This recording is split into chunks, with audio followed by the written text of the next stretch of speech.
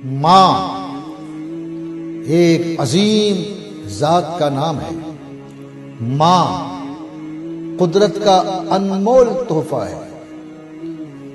ماں کی عظمتوں کا اندازہ اس بات سے لگایا جا سکتا ہے کہ آقا کائنات صلی اللہ تعالی علیہ وسلم نے ماں کے بارے میں ارشاد فرمایا، الجنت تحت اقدام الامہات، یعنی جنت ماؤں کے قدموں کے نیچے ہے۔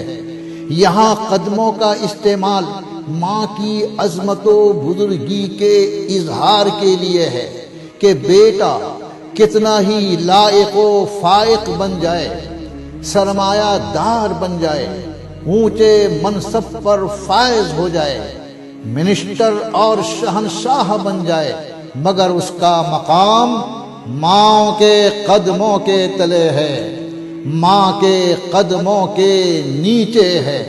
اس کے قدموں کی عظمتوں کا جب یہ عالم ہے تو بولو اس کی پیشانی کی عظمتوں کا عالم کیا ہوگا؟ ماشاء اللہ، سبحان اللہ۔ حضرات،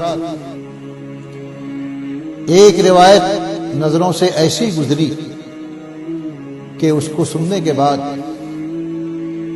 عجیب و غریب کیفیت سے ہم دو چار ہو گئے، اور یہ بھی اندازہ ہوا کہ ماں کی عظمت، ماں کی بزرگی رب تبارک و تعالی کی بارگاہ میں کیا مقام و مرتبہ رکھتی ہے۔ ماں قدرت کا انمول تحفہ ہے۔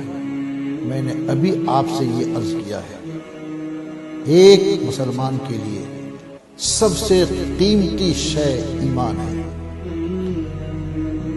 ایک صحابی گزرے جن کا نام علقمہ ہے، ان کا آخری وقت تھا، بستر مرض پہ دراز تھے، اب اور تب کی منزل تھی۔ ملک الموت ایسا لگ رہا تھا کہ بس آنے ہی والے ہیں۔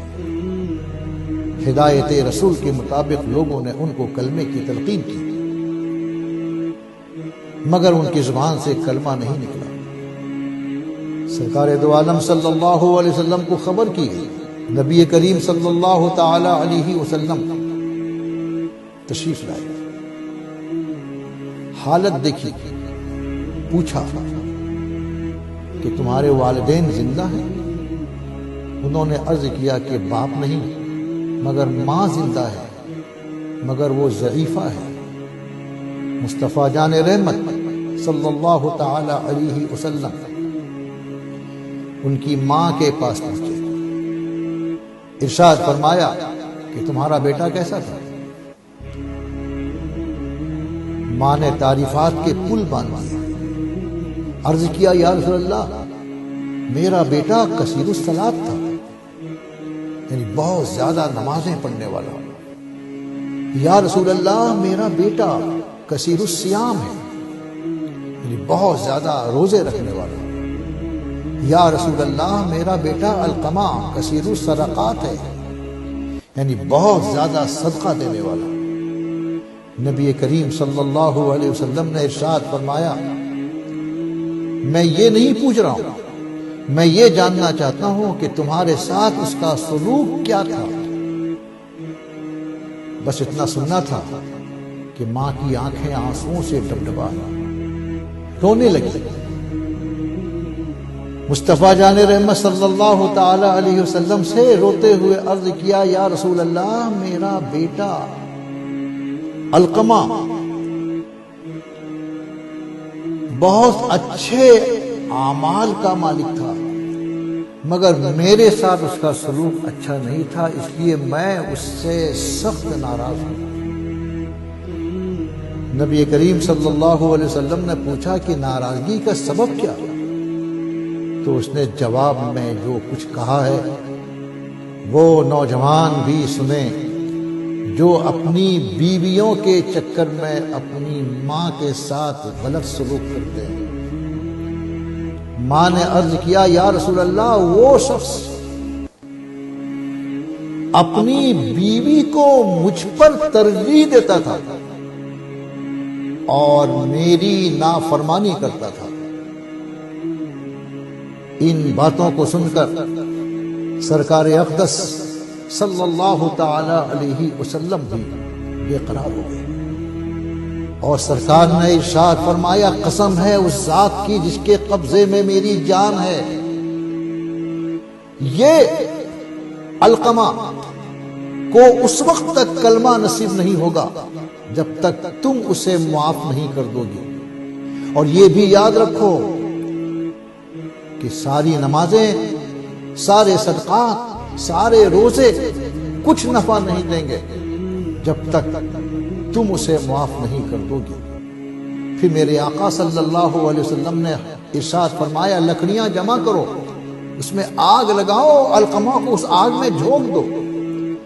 بس یہ سن کر ماں کی محبت عود کرائی۔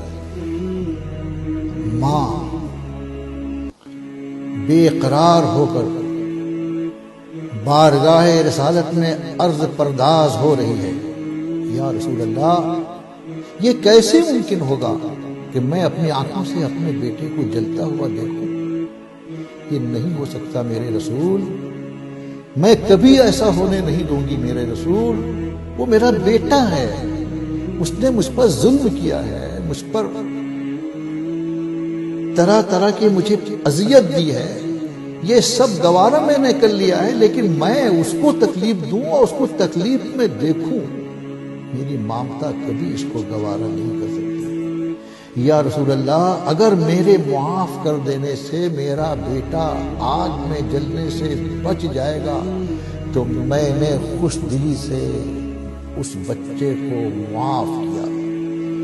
بس اتنا کہتے ہی حضور اکرم صلی اللہ تعالی علیہ وسلم نے ارشاد فرمایا، دیکھو علقمہ کا کیا حال ہے۔